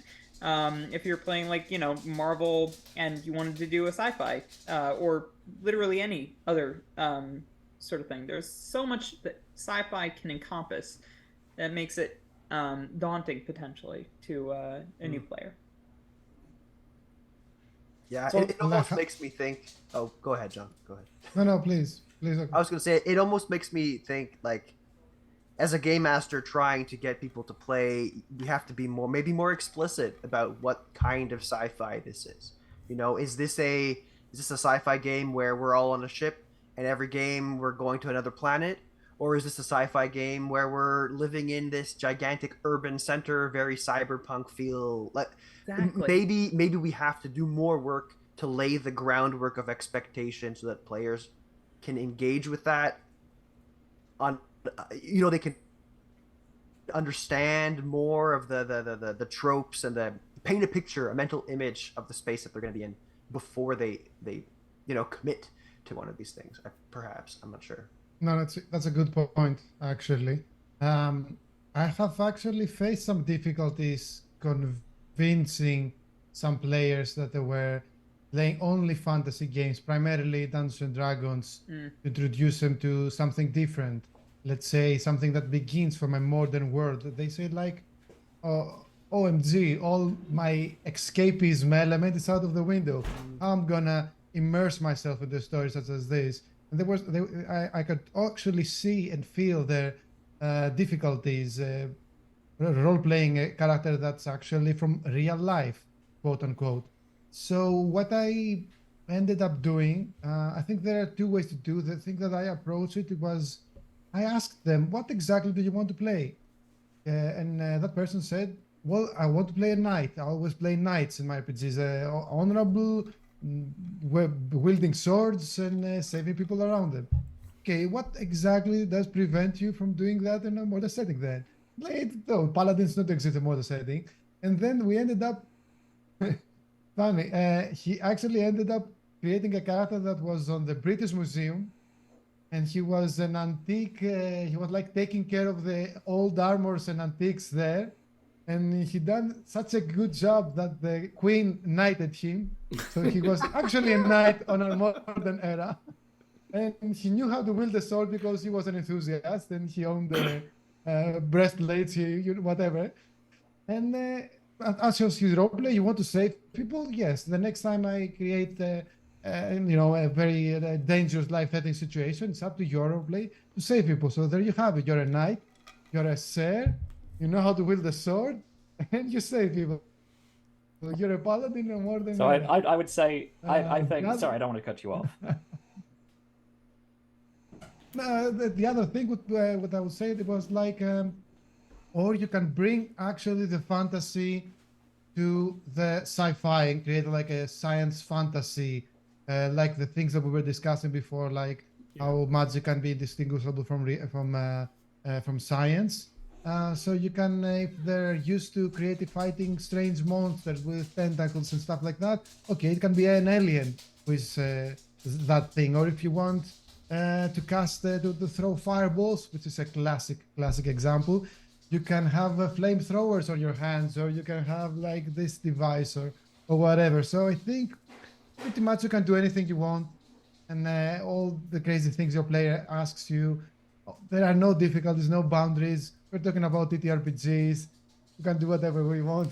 That's how we should play the games. Yeah, completely agreed. My friend Malcolm Fett is making a game called the Legacy RPG, and he's very much in the same line. It's like, aliens have conquered the Earth. You're actually going out and fighting monstrous aliens. Have fun. It's a sci-fi setting, but you can still be that motherfucker with the sword killing tentacle monsters. Sorry, What were you saying, Jack? Oh, I was just going to say, there is no more fantastical story to me than somebody with a history degree being successful and appreciated for his work. Oh boy. Oof, that hits hard. That hits right at home. No, but getting back to the question, how do you introduce people into sci-fi when they're not used to it? And I think we already touched upon this with smashing sci-fi into other things. I like to employ the frog in boiling water approach. You start them off in a game that they understand. It's a ye olde fantasy setting, or it's a heist system, or it's whatever they actively sign up for and they're most interested in, and then you slowly slip in different sci-fi elements, or you do something cool and they ask, hey, where did you get that idea? Oh, well, that came from an episode of Andromeda, or hey, they did this on Stargate, or I stole this right out of Farscape. And they see that you can tell different stories and look through different perspectives and get even better fantastical and bombastic events through a different lens, and you say, hey, here's a nice +1 steel sword, but what if it was an energy sword? Does that sound cool? That sounds pretty cool. Or hey, these boots that let you fly, how about a jetpack? Jetpacks are nice, or hover boots. Or you can slowly work in things to entice them to think in a more sci-fi sort of way, while still relying on the core that they are used to. I would say if I could just slide one more thing in there, I would also say, and this goes for any TTRPGs, if you're trying to introduce somebody either new to the hobby or trying to introduce somebody into a new genre, it's best to start with something small and easily accessible.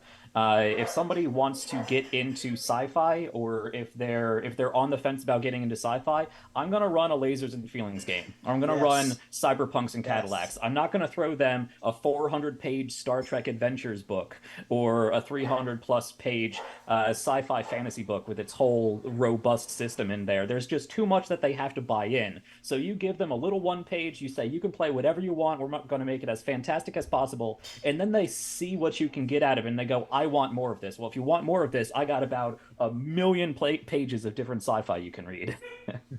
I can't. Yeah, 1,000,000%. 1,000,000%. Give them a micro TTRPG. Yep. Play it live for 2 hours. Mm-hmm. Lasers and Feelings is a good one. There's a hack for Lasers and Feelings called Neon Chrome, which is it's basically the same game. I'm not going to get into the intricacies of it, but it's a cyberpunk version, and that's how I convinced my group to try Cyberpunk. I played that, and then they were like, "Ooh, the neon, like all the neon lights and the fast cars. That's cool to me." And I'm like, "Good, because it's cool to me too. Let's go." Hell yeah. Yeah. And what about you, I Pat? like What'd to you use do? Mothership, honestly, for my That's own another great one. Yes. introductory sci-fi TTRPG. But yeah, no, I mean, like, Changed Stars originated because I couldn't get people interested in playing Alien RPG with me, so I was like, what's the next best thing? I guess I'll come up with my own setting. Yeah. Mhm. Yeah. Definitely. I found there's one. First, anybody I'm running for, generally, I'm going to know a little bit about. I found that for science fiction, I have a better chance of moving them to try it if there's something they can relate to, which is why I like things like, I think Tales from the Loop is a great introductory sci-fi setting because you understand most of the world anyway. Another one that I mean, nobody knows it, but it's Over the Edge, I think, is just an amazing setting by Atlas Games where it's almost no rules. The rules are about a page long, and it is all setting. And it is modern day, but you're on an island where all the things you can imagine that exist. Supernatural, aliens, science fiction, and all the governments of the world have spies there trying to figure out how to control it. And, you know, you get the intrigue, you get the science fiction elements, you get supernatural elements, all concentrated in one place. It's like a sinkhole for all the weird. And I think that's a really good setting also for introductions because it places them where most of what they already know is there. And then you can bring the other elements in a way where you can go even further afield.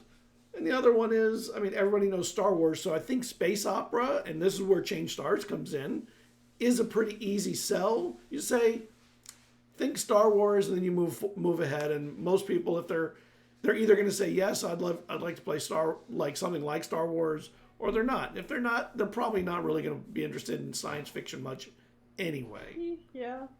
So I like to think Changed Stars falls somewhere between Star Wars and Aliens, which is like, you know, a pretty big gap, but it's somewhere in between.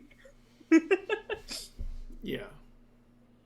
But yeah, no, exactly. Getting people engaged with the sci-fi setting is the hurdle to overcome, and either giving your players an introductory point that they're familiar with in terms of their, you know, whatever cultural milieu they're familiar with, be it Star Wars, Star Trek, fucking Firefly, Alien, Blade Runner, you name it, the franchise has a TTRPG. I might be wrong about Firefly, but I know the other ones do. And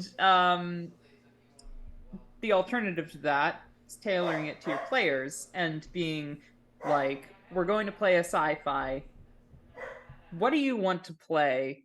And I'll make sure that that is something you can do in the sci-fi setting. Yeah. We did get another question in chat. When it comes to sci-fi game design, do you think it's wiser to design broadly and be a generalist toolkit, or focus and really capture a specific subgenre or for inspiration? Ooh. Were you able that's to a hear that really over good my dog question. barking in the background? Can you hear my dog barking? Absolutely yeah. adorable. But we heard you loud and clear anyway, Scott. Don't worry about it. The channel mascot. They're pretty far. Yeah. I don't mind starting off. So when it comes to sci-fi game design, I don't know which is wiser.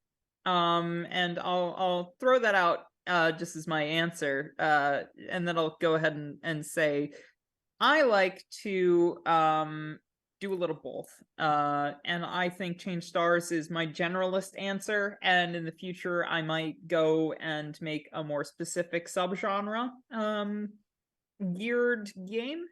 But personally for me, if I want a game that I can create a one-shot of every week, I want something that's generalist. D&D is generalist.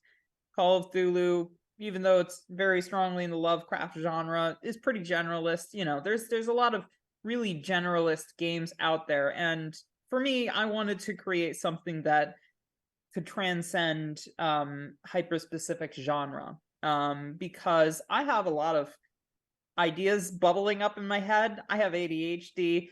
These ideas, they come to me and they're gone 3 weeks after. So, you know, I have to hit while the iron's hot. And for me, I want a generalist game so that I can just, you know, I want to play this scenario. It seems fun to me. It'll be over in a week or two if we run long. And you know, that's the fun experience that we get to do as TTRPG players. But I do strongly believe that there's totally a place for more specificity in the genre of gaming, and I don't necessarily know which is wiser, but I know that I would be remiss if I didn't appreciate both approaches. I think that both approaches have exceedingly high merit, and it really depends on what you're looking for any given night. I'm gonna say that Super Sports Parents, my in progress TTRPG about sci-fi soccer moms, is very specific, and you should totally lean in and go. No, I'm just. But You keep bringing that up. I'm gonna hold you to it. I want to play that. You know what? We're gonna make it happen. Yeah. But I'll say, I think for me, I'm not a game designer, so my opinion is kind of invalid. But you've talked to a lot of game designers. Oh, bullshit. You don't have an invalid opinion. Fair enough. I appreciate that. I would say that I can see the passion in a project when it's there. So I think regardless of whether it's super specific or not, if the person designing it or making it is passionate about the thing that they're doing, that passion bleeds through to the consumer. So if you're super passionate about making a TTRPG about like badminton playing parents, let's go. Let's make it happen. We're going to have this Super Sports Parents game because you're passionate about it. Or if it's super broad and it's not even genre specific. Like I was talking to Jordan and Graham from Hit Point Press, and they're making a game called Shift RPG. And it's like zero genre. It's just a core core rules that can be applied and pasted into all kinds of stuff, kind of like the Fate core system. You know, it goes everywhere and anywhere that you want it to.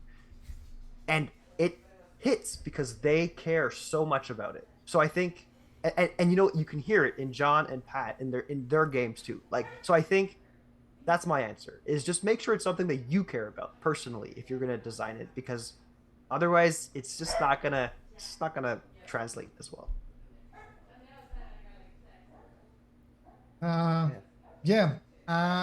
Well spoken. I feel that you shouldn't. It's a difficult question to digest, actually, but I think it is the part where you say what is wiser that I stumbled upon. I think you shouldn't think this way when you create a game. You shouldn't jot down which is the wisest approach. It all boils down to what you want to do and what you think your audience will be. So once you have that figured out, it will all go downstream from there. You won't have the difficulties of putting a label on it.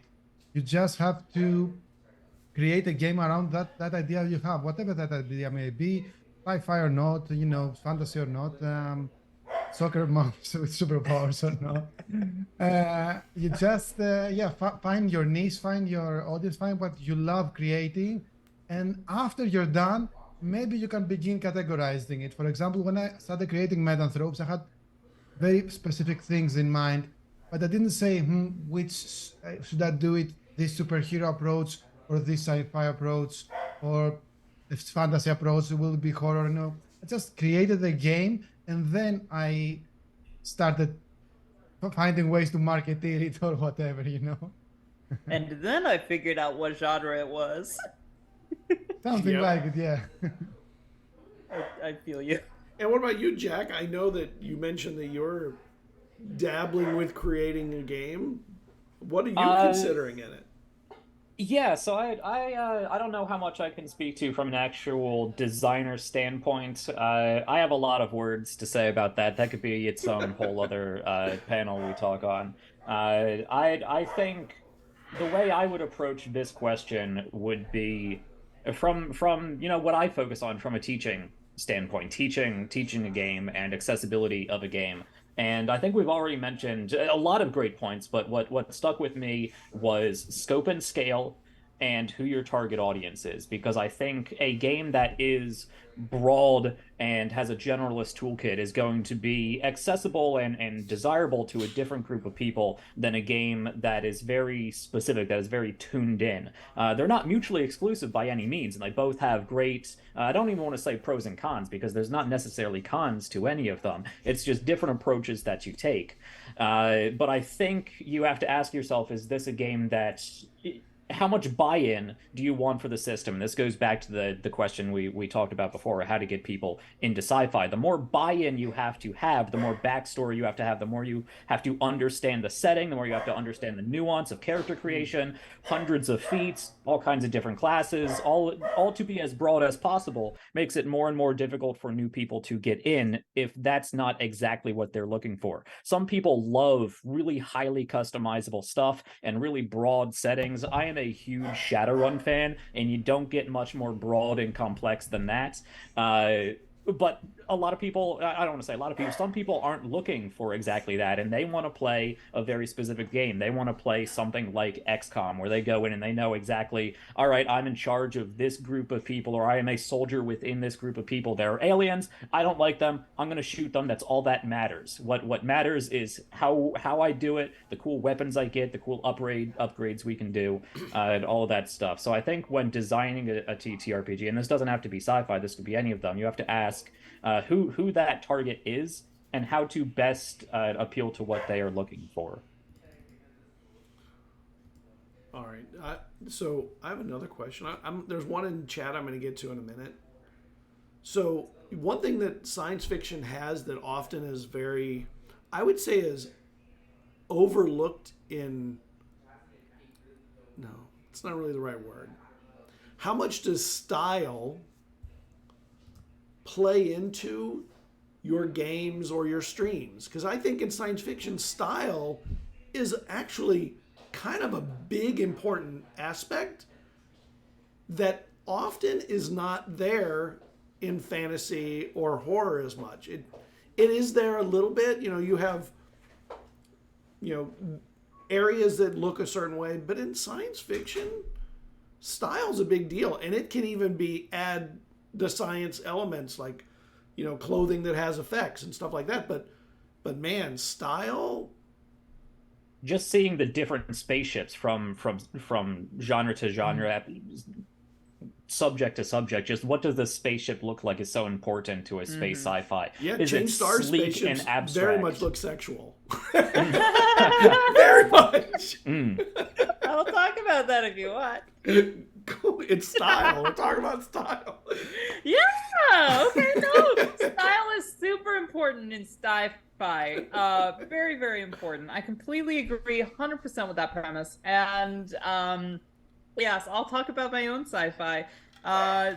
So Change Stars. I was when I created it, I wanted to kind of invert tropes and explore tropes that kind of get giggled at, and you know, really tackle a lot of silliness that I see in sci-fis that take themselves quite seriously, and kind of grapple with a lot of other people's decisions when it comes to sci-fi, and bring in some of my own style.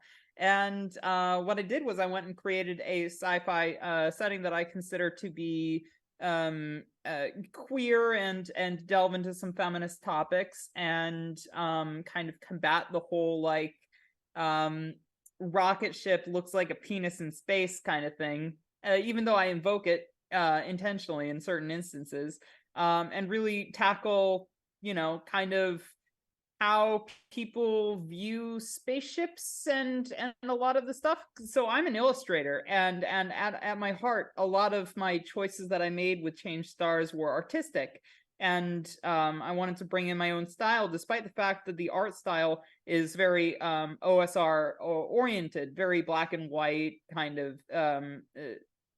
If you were a fan of TTRPGs in the 80s, you would look at the illustrations in my book and think, oh, well, this belongs exactly with the other books in my collection that deal with similar topics. And, then you might get to a certain page where you see the Regina starship and think, oh, that's actually a vagina. Whoops. Maybe I'm wrong. So, I want to... Not wrong. You're not wrong. Exactly. I wanted to kind of tackle the whole spaceships equal penis in space trope, and throw it on its head, and then maybe even get into how culture shapes what spaceships look like, and how all the sort of Star Trek-y concepts and stuff. I really went wild with my setting. I really went deep on the world building, and I really loved the setting. So you can probably see a lot of that coming through. But artistic style, absolutely essential, irremovable from sci-fi, in my opinion. The style that you're aiming for is very much part of the atmosphere of the sci-fi setting. So whether you're engaging with a cyberpunk setting where the style is fast fashion forwarded 20 years, or whether you're dealing with a Star Trek esque setting where the fashion is space pajamas, turtlenecks, and let's talk about the culture of those Romulans while we're at it. Yeah, it's very important, I think, to sci-fi, and having a stylistic milestone for your players is actually, I think, another way that you can engage them with the sci-fi setting as well. Yeah, I'm sorry I cut you off, Jack, by the way. I think I cut you off about the penis spaceships when you were answering. No, I was just going to say that style is very important because it is another lens in which you identify with the world. If you start a game and you say there are neon lights everywhere, you can hear gunfire in the distance, there is cars backfiring, and yet up in the sky you see there's the electric hum of billboards, instantly you're in a cyberpunk setting.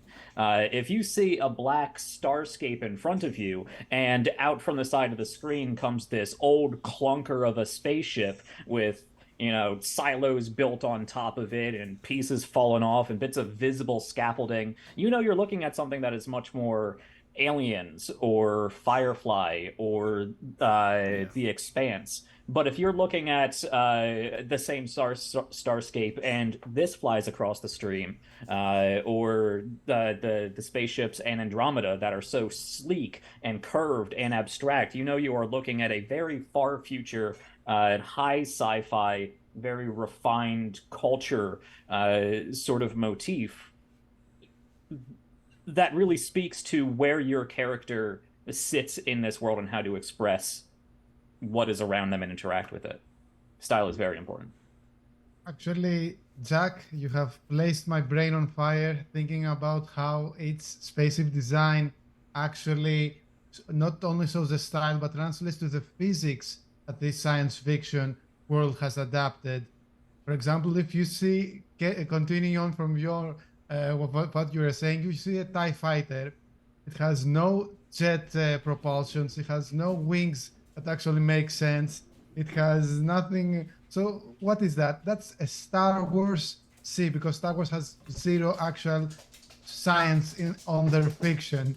While if you see some designs from Expanse, they have as realistic as possible because their physics as realistic as possible, and that transverses from actual style to how the physics and the game is played. Like if you have, if I remember correctly, in the Expanse, at some point somebody has a bleeding, and when you're in 0G and you bleed, you will die.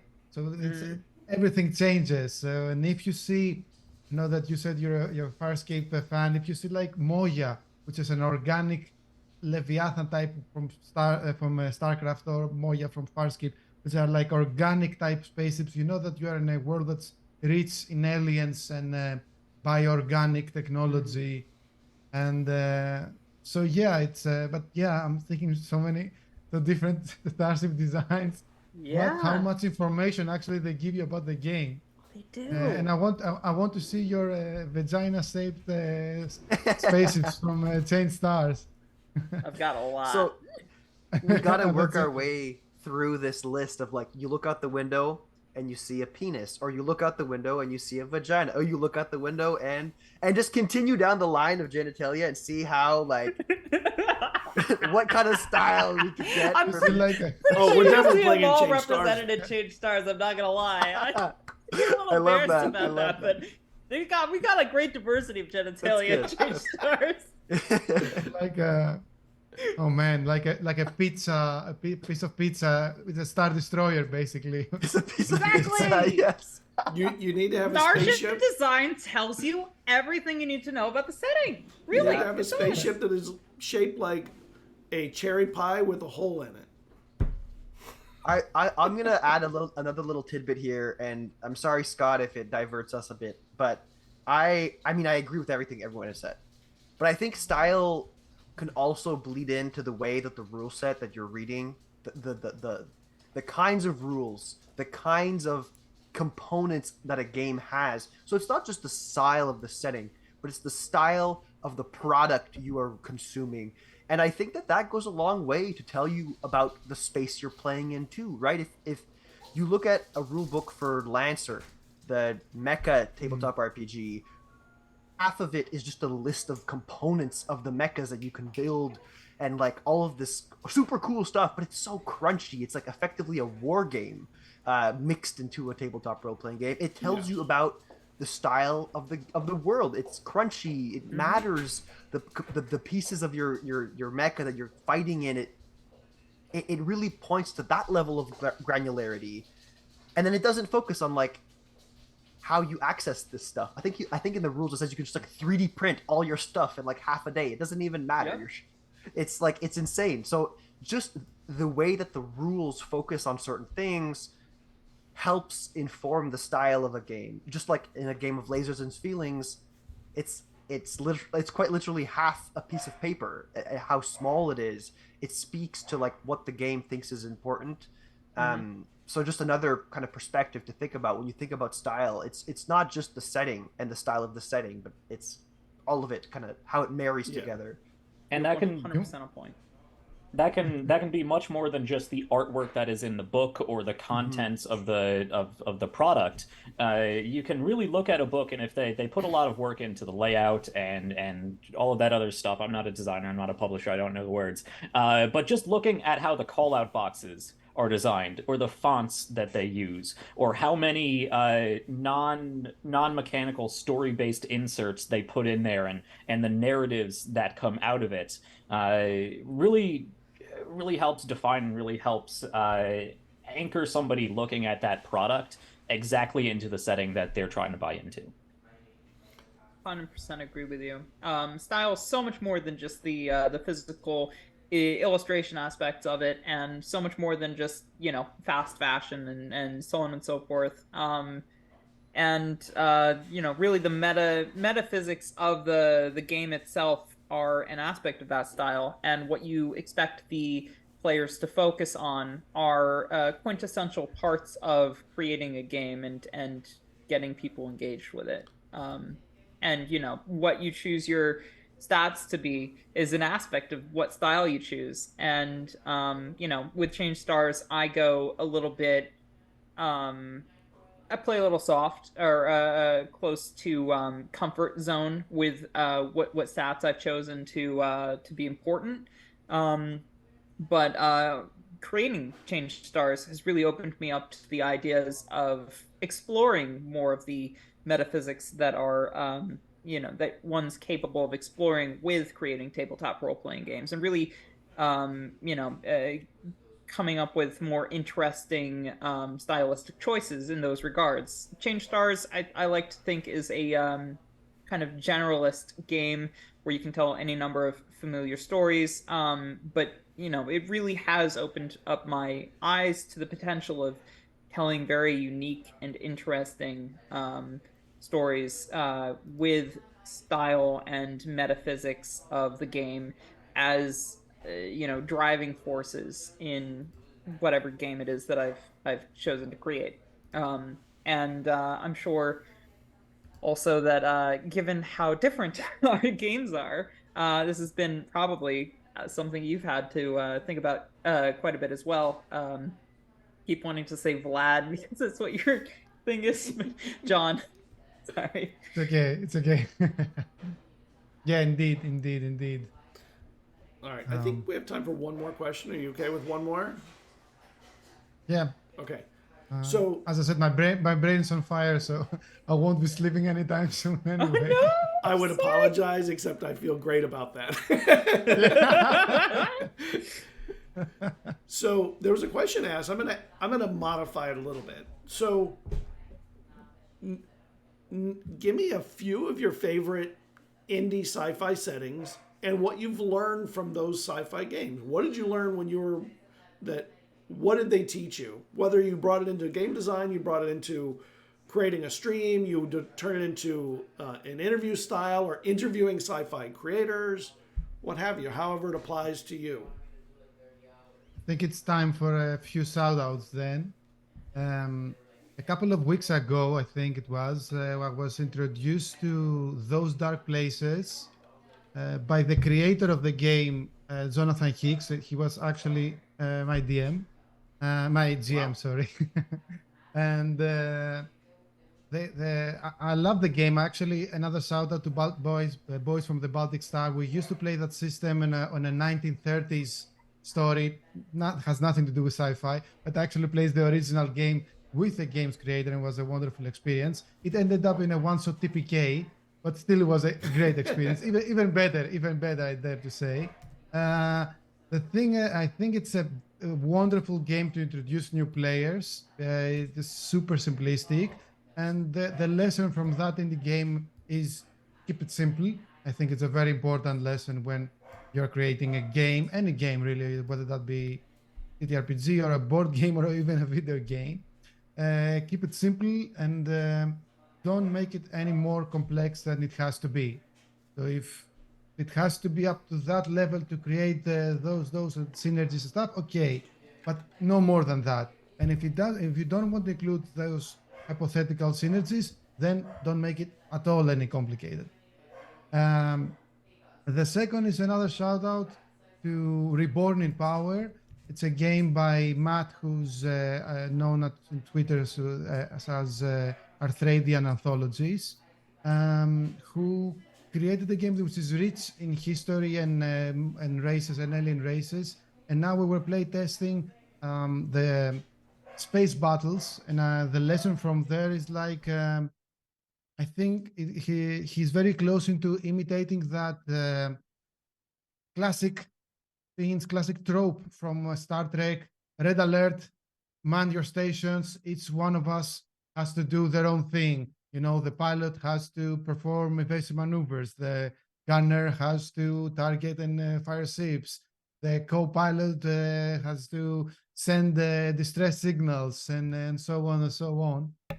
So yeah, make it simple and stick to your trope. Find out what your trope is. Find out what your style as a game design style is, and stick to your elements. Yeah, those will be the lessons learned. Who wants to go Yeah, next? you covered a great selection. The question posed asked us which games we've played and how they've inspired us and what we've learned from them, right? Something along those lines. Yes, that works. Excellent. So I've actually a list of which sci-fi games I've played that I can count on the back of my hand, which is, you know, maybe a little bit embarrassing, but I don't know that I've played more than 10 sci-fi TTRPGs before. Obviously, I'm looking to expand that list. So when I get my hands on let me make sure I'm saying this right. Shit. Where is it? No, Metanthropes. When I get my hands on Metanthropes, I'll definitely expand that list. But so I've played Mothership a lot. I've played Alien RPG a lot. I've played Coriolis once or twice. Stars Stars Without Number. That's it. And I think predominantly Stars Without Number, Alien RPG, and Mothership have been my main inspirations and my main touchstone for sci-fi role-playing games. And I played a couple of others, and you know, really not in great detail, not for prolonged periods of time, much like unlike the other ones. But what I've learned from all of those is, you know, the importance of setting and the lack thereof in some cases when you're doing more generic sci-fi. What I really like about Coriolis is it presents a strong setting that is new and interesting and something that you don't see in sci-fi TV shows and such. Coriolis really presents a lived-in sci-fi setting that feels super different from everything that I grew up watching. Aliens, the Alien RPG, presents exactly what it says on the tin can.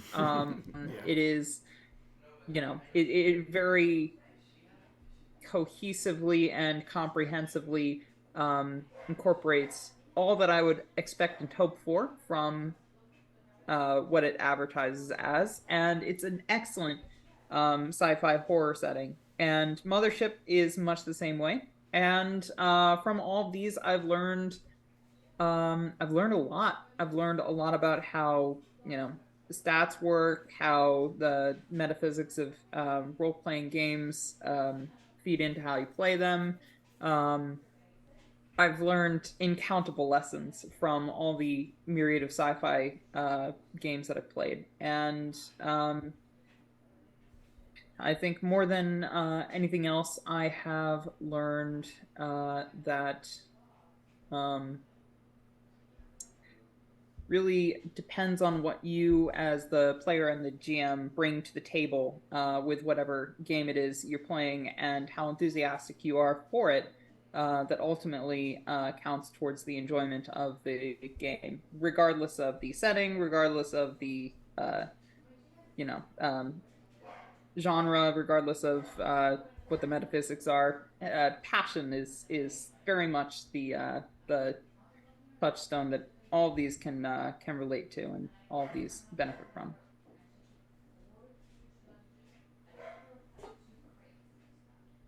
Cool. I might go through a little list too then. I'm going to go through some folks who've been on Roleplay Chat. So friends of the show who've created really neat content that I want to shout out. The first that comes to mind is a game by a recent guest, Daniel Kwan, who is the host of the Asians Represents podcast. Yep. And Daniel is working on all kinds of cool stuff. But one that's sci-fi related it's a solo journaling role-playing game called Wicked Congregation. And Wicked Congregation is really, really cool in that it leans into the like Stranger Things parts of sci-fi, where it's our world and there's kind of like these weird supernatural things going on. So if you're into solo gaming, that's one. If you can't convince your table to play a sci-fi game, give that one a shot on your own and see if it can be fun for you. Another one that's really neat, and this one also kind of straddles sci-fi and fantasy and melds them together. It's a game called Sunderwall. And Sunderwall is by Richard Kelly. He goes by Sprinting Owl Games on Twitter. And Richard created Sunderwall inspired by some like old Russian movie that he was talking to me about, where a spaceship came and landed, and then and then the aliens disappeared, and it created like this weird zone on Earth where all kinds of like paranormal stuff started happening.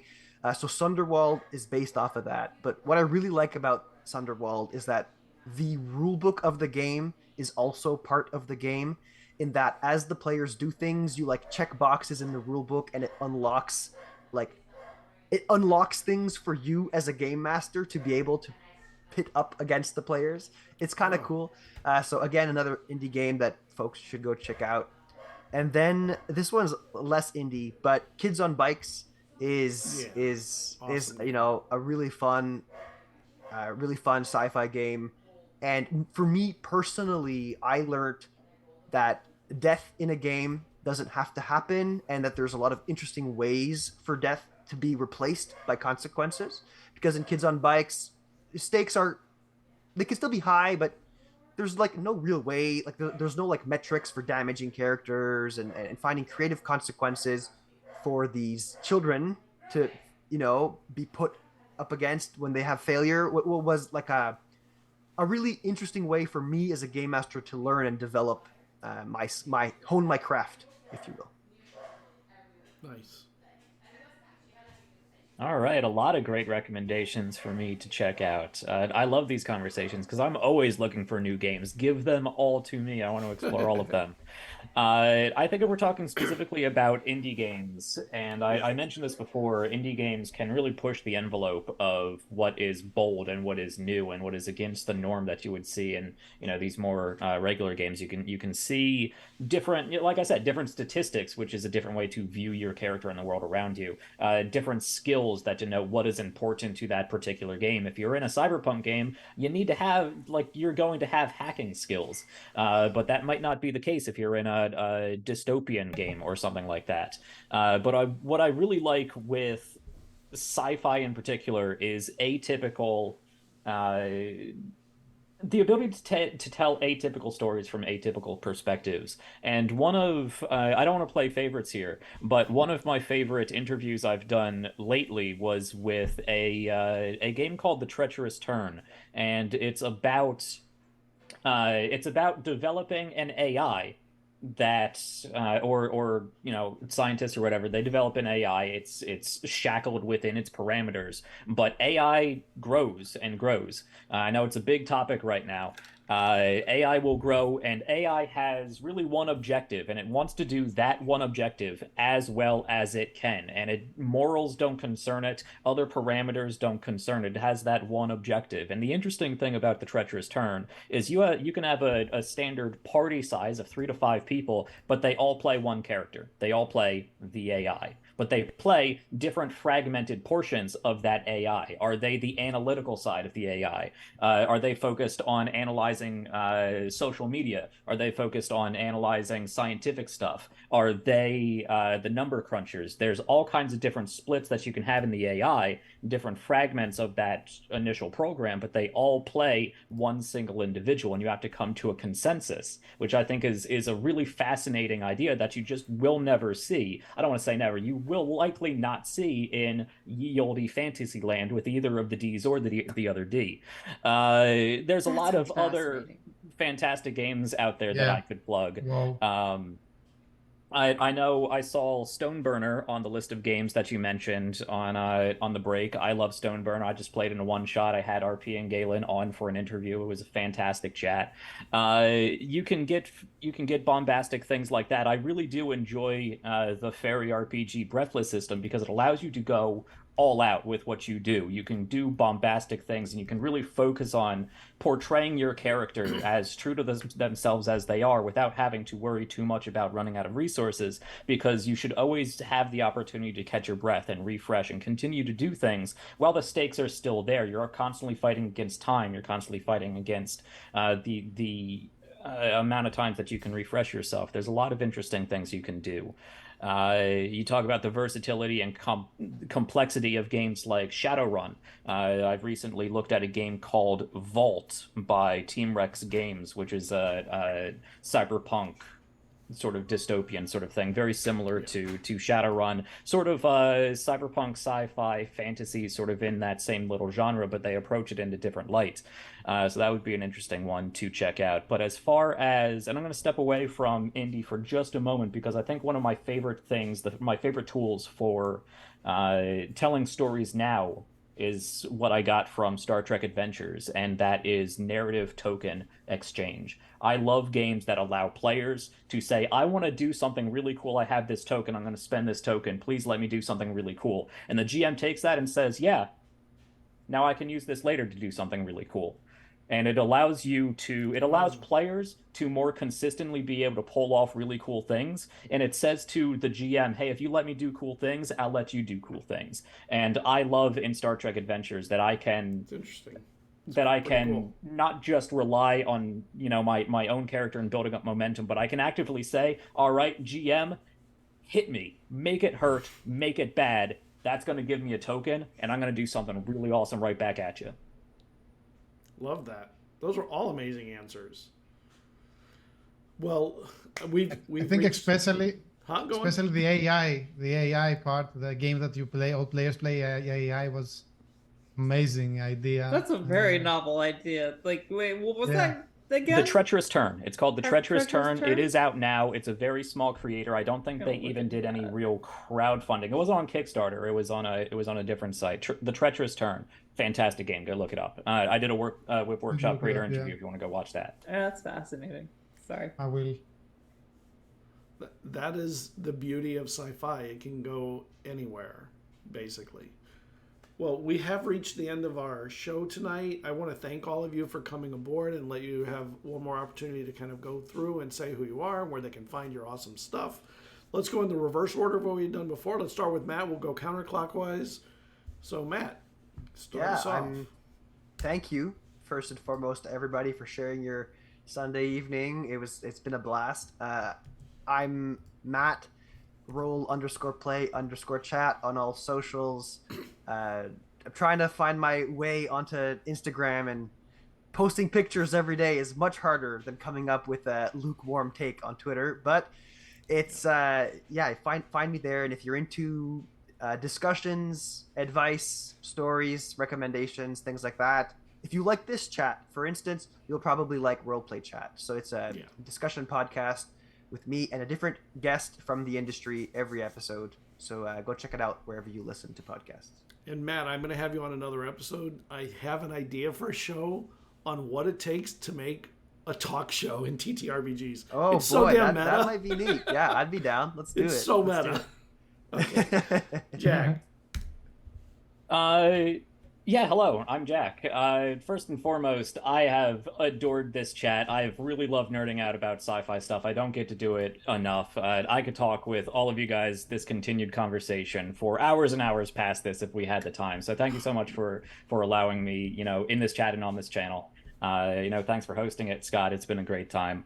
You can find me over on twitch.tv/RPGs Uncovered, also on youtube.com/@RPGs Uncovered. Just throw RPGs Uncovered in the search bar. I'm probably there in some degree. I focus on teaching games, almost specifically right now, indie TTRPGs. So if you're interested in exactly what we've been talking about, come hang out. I do a lot of sci-fi stuff, actually. I run a channel, a series, self-titled, really, RPGs Uncovered, a series dedicated to showing just how quick and easy it can be to learn a new TTRPG. I do all the hard work. I break down those 300+ page rulebooks into something that is easily digestible so that you can spend less time trying to flip through pages and more time sitting down at the table and getting really excited about it. I run tutorials. I just did a big tutorial stream on my newest season in which we are running Locus. It's a personal psychological horror. It's not sci-fi. It can be. I almost did sci-fi, but after 4 seasons of sci-fi, I decided to walk away from sci-fi for a little bit.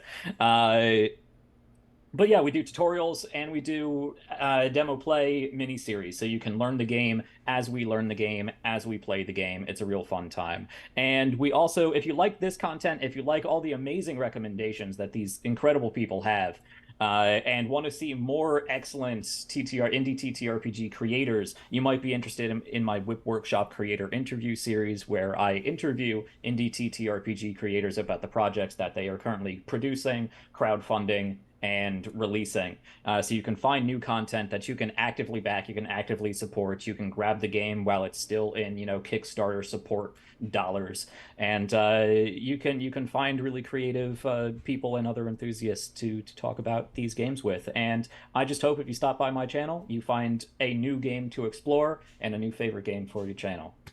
Awesome. Thank you, Jack. John. Scott and everybody, I would like to thank everybody for having this amazing conversation. Indeed, it could go on and on and on. Had a blast, even though it's very weird time right now. Yeah. But it was such an amazing company of creative personalities, and I will hook you up all, and I would like everybody's invited to play Metanthropes with me, both guests and audience. And I would like to watch your shows and play your games as well. Especially, Matt, the episode with Brian Lee Mulligan, who is my favorite GM right now. I'm very curious about this one. Well, who am I? I am John. I am the creator of the game metanthropes.com. And you can find it there. This is a game about meta-powered everyday individuals finding their place in a multiverse of entwining timelines and mind-bending dimensions. That's the elevator pitch in a very fast way. You can find me at socials at Legitamine Games or just Legitamine. That's like dopamine, but legit. And if you want to support me, right now you can support me only through Patreon. It's a new page at patreon.com/legitamine. And that's about it.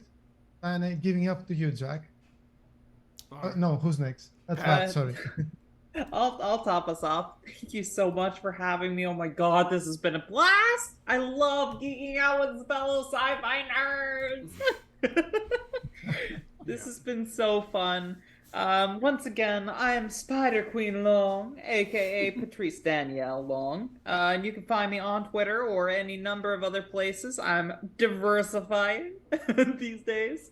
And I think my link tree was dropped earlier. I'm not really thinking about it, but check out my game Changed Stars if you're in the market for a new indie sci-fi game. It's a quote-unquote queer-themed take on the feminist sci-fi genre, and it's something that I've been laboring and loving for years now. It's been about 3 years in the making, 2 years since our Kickstarter, and we are finally in that last month push, and we are going to be delivering a PDF, you can quote me on this, within a month. Within a month! Pitchforks and torches if I don't, but trust me, it's coming. and gosh, I am so excited to get the chance to take a step back from creating the game, look at it for a second and start playing it and enjoying it again, as opposed That's to, important. stressing important, over finishing the last 8 paintings. Yeah, people don't I'm realize how. so happy though. It's totally right there at the end. I'm at the finish line. I'm so happy that Change Stars is finally coming out. So yeah, thank you for having me on. This has been it was really a blast. Awesome. I loved I having will have to say, if I could slide in real Yep. quick, I love having the creators of games on my channel as players of their own games, because there is no more grateful and enthusiastic player than the person who created it. Okay, Jack, hit me the fuck up though, because like. Oh, if I'm you already actually on it. wanna- Oh yeah, no, like Expect just DM me right now. Yeah, I'm on it. Yeah, there's We'll nothing. talk. Nothing My quite people will like. call your people.